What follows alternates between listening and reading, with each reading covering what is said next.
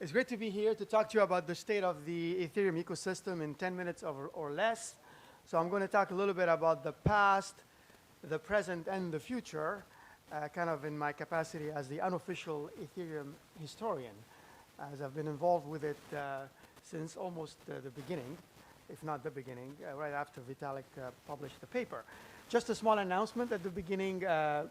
Yes, I've written the book, The Business Blockchain. It's being translated in 8 languages. The first 2 were Chinese and Japanese and then Korean.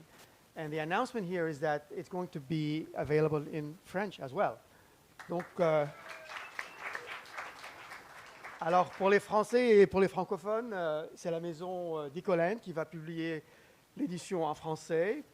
Ça va sortir en avril et j'espère que vous pourrez l'acheter ici en France bientôt. Alors, I was just saying that it's going to be available in April. So, look at this, look at this. I couldn't take a picture yesterday. At some point in time, it was full house here, and there were people sitting on the steps, and I'm told there were 380 people already here, so close to 400. And I'm going to tell you something here to tie this into the ecosystem. For every one person that is here, there are 100 other people outside in the world somewhere that are involved with Ethereum.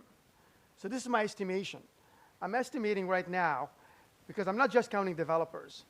There's probably 20 to 25,000 developers that are involved with Ethereum, but there's probably at least 35 to 40,000 in total that are involved with Ethereum. So think about this. For every one person, 100 others are involved in the whole world. And so this is really an important aspect.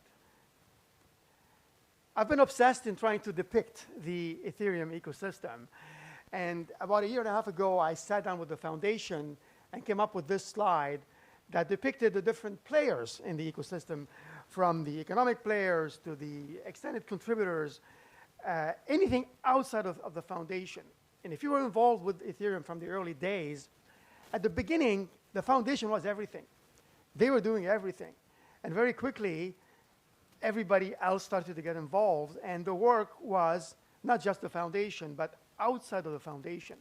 And the foundation was really that nucleus, that enabling entity. I've been also involved in mapping the Bitcoin space. I did this about exactly 2 years ago.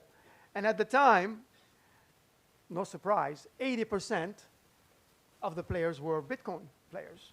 And there were hardly any Ethereum players at the time. And then at DEFCON 1 in London, about 1.5 years ago, I presented on the Ethereum ecosystem. And I have this slide that has all of the blockchain companies in the financial services. And we were so happy to put a few Ethereum logos on different parts of it. And that was 1.5 years ago. But today, what a difference 1.5 years has made. So today, if Ethereum was a car, what kind of car do you think Ethereum would be? Like, what's the coolest car that there is right now? What do you think? Tesla. Ah. So this is how Ethereum sees itself. I was right, huh?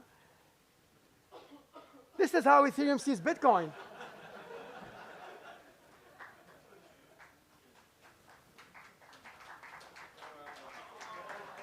But this is, you like that one, huh? Tweet it, tweet it.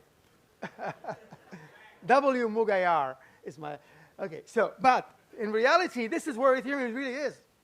I mean, yeah, well, look, you see the car is going fast. It's not yet a Tesla yet. You see the gas tank is outside. And it's better than the other one, right? But the point here is we're still work in progress. And this is how Bitcoin sees Ethereum. Ah. Every time I talk to Bitcoiners about Ethereum, they say, no, it's not going to work. It's not going to work. No, right? It's not going to work. Right. another reality is Ethereum is really a bit like the 787 Dreamliner. So some of you know that Boeing is not the only one that manufactures the Dreamliner all in Seattle. It's really made up of parts and contractors and subcontractors from many different countries. And Ethereum is very much the same. So yes, the foundation is a key part of it, but really Ethereum is made up of parts from all over the world, from all over different countries, different contractors, subcontractors. Everybody is contributing to Ethereum. And the only difference is that while the parts are not even fully assembled, it is flying. It is still trying to fly, even with the parts not being assembled. So this is a good challenge. And hearing some of the presentations this morning and yesterday, it's almost as if the work will never get done, because the Ethereum developers are very ambitious. They're never happy. They always want to get better. They want to always go beyond what we have today. And this is a great thing. About a year and a half ago, I sat down with Vitalik, if you remember, in Toronto, and again, I'm obsessed with mapping ecosystems. And you can recognize Vitalik's writing here on a spreadsheet that I did, and we started to map it out and classify it. It was a very difficult thing. I never published this because I had it on a spreadsheet, and every day more and more companies were getting involved with Ethereum. And now, what do we have today? We don't know anymore who's doing what with Ethereum. And I always hear about new projects every day, and I'm sure you don't know, nobody knows everything that's going on. So I asked myself, what if Ethereum knew what Ethereum knows? And this is a question that's important, because at one point in time, when organizations become big, and then one side of it doesn't know what the other side is doing, and so on. But that's a good problem to have. So how do we solve that problem? Why is it so important to know? Because all of you, or some of you, are developing new ideas on Ethereum, and would it not be easy to say, well, I want to know if anybody doing this. Of course, you can Google, and maybe you will not find it, and you may find it, and it's not going to be all clean stuff. What if there was one place where everything that is related to Ethereum is in one place? So I came up with this taxonomy that includes categories of activities, industry classifications, and specific tags. And we can argue that this is the right or the wrong taxonomy, but I think this is a starting point. So I'd like to put this forth to you. And a starting point is a top-down kind of process where the classification of categories are applications, application development, client products, education, investment, blockchain management, core technology. And we can argue what is core technology, what is not, what is development, what is not. This is just a starting point. I'm not too tied into it. And like anything, I'm embarrassed that it's not perfect, but I wanted to get this out. So I am announcing this new website called ethereumall.com. It's just a simple directory of everything to do with Ethereum. And I've already put in 100 of different projects. I'm going to continue entering all of them, and there's going to be 400 to 500 when we're done. But here's what you have to do. If you are doing anything with Ethereum, go and see if your entry is in there. And if it is there, you just claim the listing. And then I'll approve you right away, and you just fill in the rest of the information that is not there. And if it's not there, you just create a new listing. And this database is going to be maintained and curated very accurately. That is my commitment. That is what I do.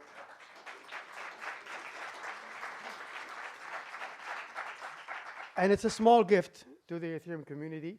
You'd be able to come and search if you're working on something. Is there something? Let's see all of the ones that are tagged wallets, or all of them that are tagged casinos, or what's going on in Singapore, or what's going on in France. And more, exactly. So go to ethereumall.com. And if you don't go there, I'm going to bug you and make sure everybody knows about it. So this becomes the global Ethereum database.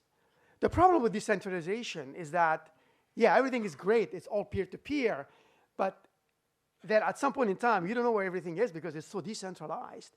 So you have to do some kind of level of indexing in order to have a quality search experience. Let's move on. I want to talk about ICOs a little bit because you cannot talk about the Ethereum ecosystem without talking about the ICOs.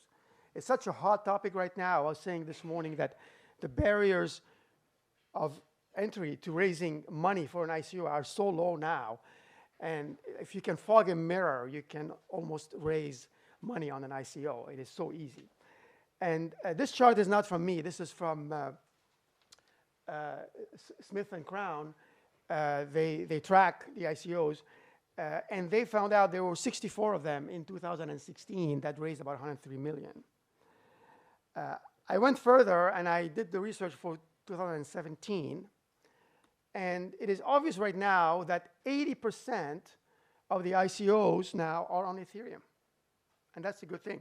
So Ethereum is starting to gain now network effects just by virtue of being the standard for ICOs. This is a great thing. And in the first half, we're not even in the first quarter yet. This is the middle of February. The first half of the first quarter, 34 ICOs have either gone live or completed or have been announced. So I tried to do some extrapolation because the pace is accelerating, and it is not inconceivable that by the end of this year, there will be 300 ICOs that will have raised about $600 million, and 80% of them will be on Ethereum. So this is really what is coming up.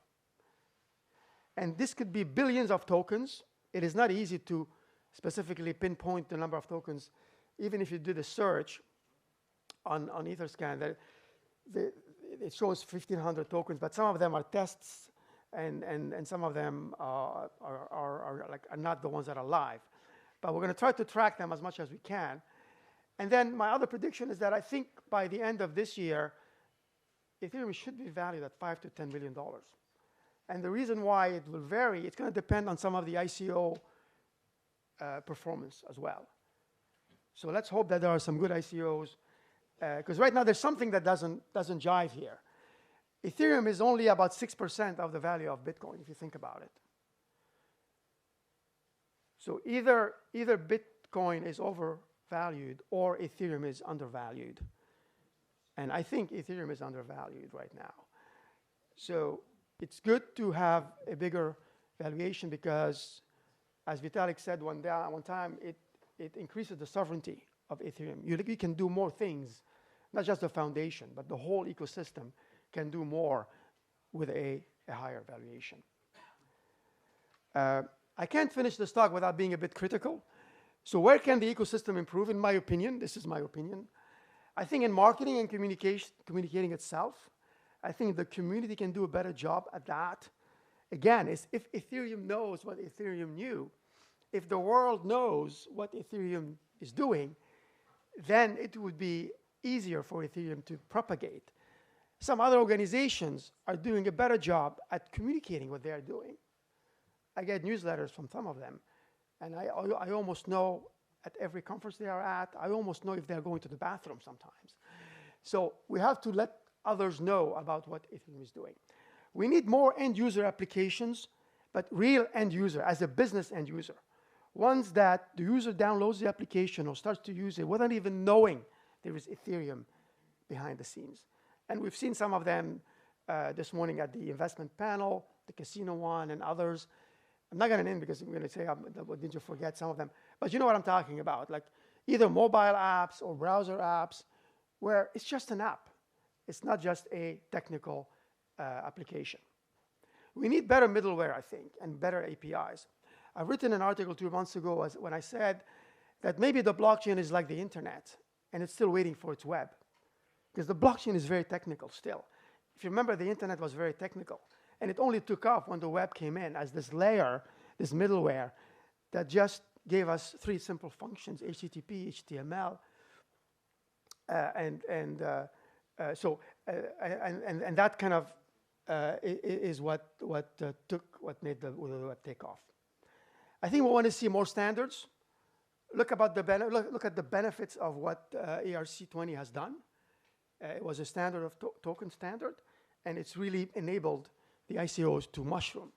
So we need a few more standards. I'm not pushing for them, and the standards come when the time is right, but it's good to have clarity in some standardization because adoption goes up with standardization. Less hype, this is more of a wish. It's not going to happen, I know, because the train is moving very fast, and nothing great happens without a bit of hype. So we're going to overshoot things a little bit. There will be a little bit of damage. We're going to pull back, and then it's going to go up again. That's the nature of things. Eventually, one day, it's going to be so easy to go on Ethereum that kids will be able to get on Ethereum, just like this kid could be driving a Tesla. Thank you very much.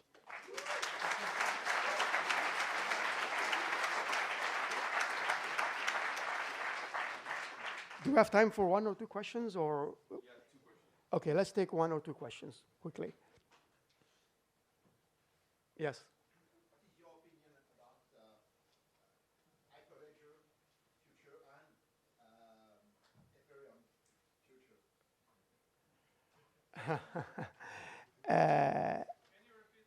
The question is, what's my opinion of Hyperledger versus Ethereum's future? Of course, I'm biased. I'm on the Ethereum camp. But I can tell you that Hyperledger is doing a very good job at the marketing of it. And Hyperledger is backed very much by IBM.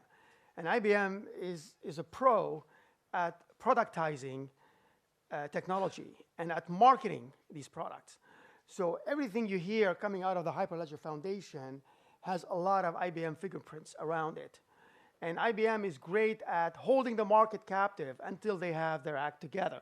So they will be issuing a lot of good communications, and a lot of enterprises will wait for IBM. But I am very much feet on the ground. I talk to a lot of customers in the enterprise, and all of the customers that I talk to, those that are working on a Hyperledger are also working on Ethereum. I have not talked to any enterprise customer that did not tell me they are also working on Ethereum. So the proof will be in capabilities. And right now, the Ethereum ecosystem is very strong, and it is happening on its own. The Hyperledger ecosystem is happening because they keep pushing it. They keep pushing it and pushing it and pushing it. And yes, they have 100 members, but they are pushing to get them. Ethereum is not pushing, it's all pull. The market is pulling Ethereum on its own, and it has wins in itself. Yes? Regulatory part in the community. For example, with Bitcoin, in the beginning was difficult to adopt because you never had you were never sure that you will lose your money or not. And now you start to get exchanges that are they have like the signature of financial authorities, and that's why there is a lot of people. There is banks, there is more serious people like putting a lot of money on it, and that's. I think that is one of the big difference between the valuation of the two currencies, because Bitcoin you start to get like more, it's more solid, it's more concrete. Ethereum, it's based on like smart contract and like that are like financial assets. Do you think that it's better to keep like the idealistic view that everything will be decentralized forever, or it's good, in your opinion, that the authorities get like some regulation on it, and that will maybe make Ethereum more. Imagine you are creating a startup and you do like your equity split using like a smart contract, and because there is law behind, you will be more. Okay. So summarizing the question is about what do I think about the regulatory aspects that might be affecting Ethereum versus how they are it's affecting Bitcoin or not affecting Bitcoin. I'll answer it in a general way, more or less. I'm not sure that the difference in the evaluation is because of the potential regulatory aspects on Ethereum. Personally, not everybody might agree with me. Personally, I think Ethereum is still feeling the pain of the DAO incident of last year. Whether we like it or not, the DAO incident made Ethereum a little bit weaker in the eyes of others. It's good to have failures, but it's good that failures make you stronger, not make you weaker. In my opinion, Ethereum has not fully recovered from the after effects of the DAO incident of last year, and I hope we can put it behind us and go forward. The only thing that's going to do this is to see more startups being successful and proving that everybody was wrong, and that there will be some very successful companies run on Ethereum. But think about it, Ethereum is only like barely 2 years old. So Bitcoin has had many more years of head start. As far as the regulators, they're doing a good thing right now because they're not doing much. Last year, as if they took the year off, which is okay, because now the conventional wisdom is for them to observe and wait and see, and then decide what to do with it. I think what's going on right now is great. There's lots of investments, and Ethereum is going to show that you have to invest in this ecosystem so you can reap the rewards. So I think the story is not finished yet, and we cannot say that Bitcoin has an edge because they are more safe regulatory-wise than Ethereum. I think the jury is still very much out on that. Thank you very much.